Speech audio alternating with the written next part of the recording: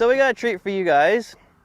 We are going to go jump in the Marsh Master, and we're going to take you out to the water and show you some of the frag that are growing out there. Let's go see some.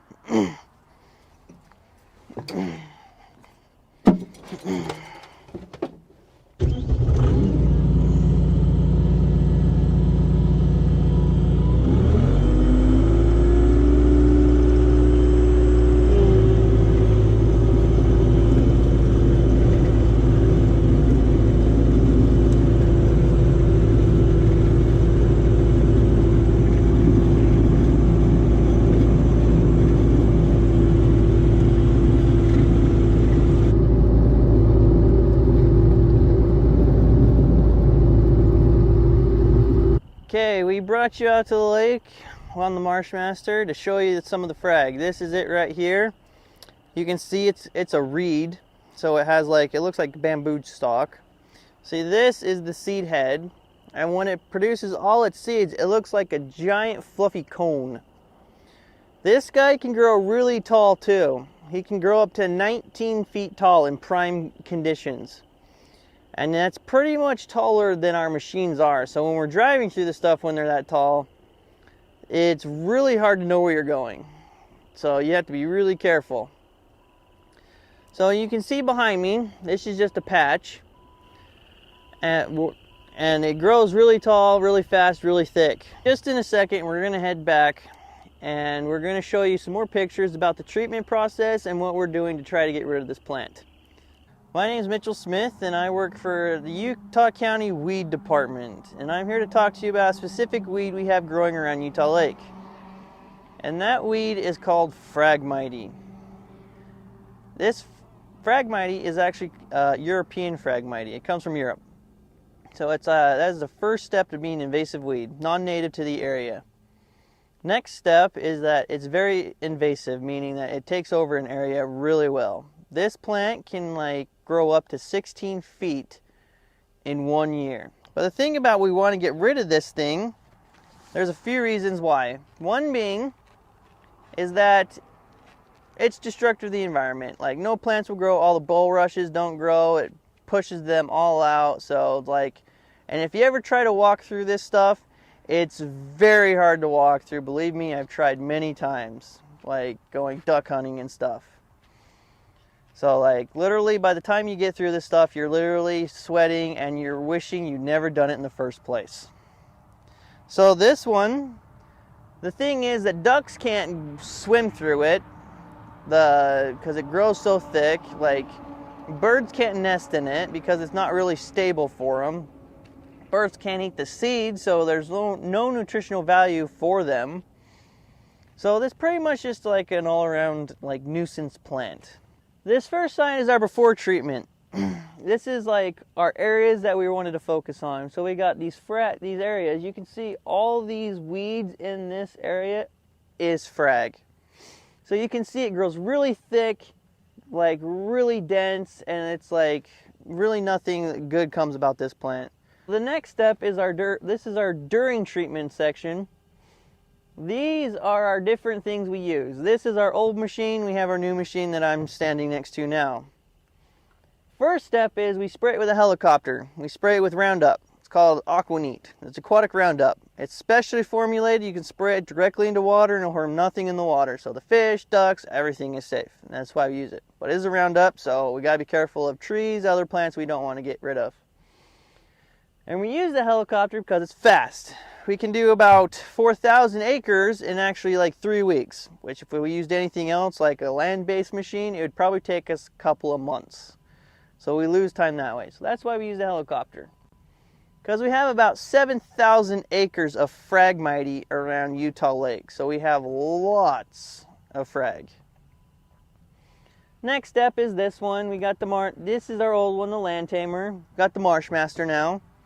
And you can see in this picture in the bottom, we're just smashing it flat. And we do this for a specific reason. And that is so we can see the regrowth the next year. So that's why we smash it. Because the only thing that grows in frag is more frag. So even though a helicopter does really good at spraying it, can't get it all because it grows so close and so thick together. The last picture is just some of the areas that we've done. So you can see we got Saratoga, Linden, some areas we've done. So you can see there's the before, during, and after of it. These are just some pictures of us working with the Marshmasters. You can see they're very versatile, so they go pretty much anywhere. You have to be careful because they are machines, so we can't take them on too steep of corners. So this is us in the machine working. So here's another one of us as an aerial. This is us smashing it all flat. So you can see, here's the machine, and we just go kind of around in circles and smashing it. This thing floats. So we are very safe in these machines. So in the deep water, we're actually floating right here. You can see it goes down in the water. It's about halfway up. And we're just going along and we're just getting it all flattened down. It helps biodegrade the plant, as well as mentioned before, it shows us the regrowth.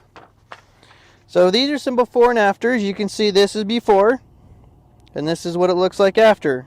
You can see there's a great deal of difference between our work we're doing. And you can see here how closely it grows together, and this is what it looks like afterwards. So we're doing our best to get rid of this plant as we go through. But that doesn't stop us there from getting rid of this plant. There are a few plants that we're working our best to make sure that we don't takes over as the place of the Phragmites. Few of them are, this is right here, you've seen this around Utah County. It's called Tamarisk or salt cedar. And you can see this is what it looks like before. Grows really thick, really dense, and it's like really nuisance too. Drinks up about 1,000 gallons from a year for a mature plant, so it drinks a lot of water. So this is the after of what we did on our pilot area for trying to get rid of this starting of this plant too. So you can see the difference. This is what it looks like, this is after. So looks way much better on the after. So the next plant that I'm going to talk about is this one.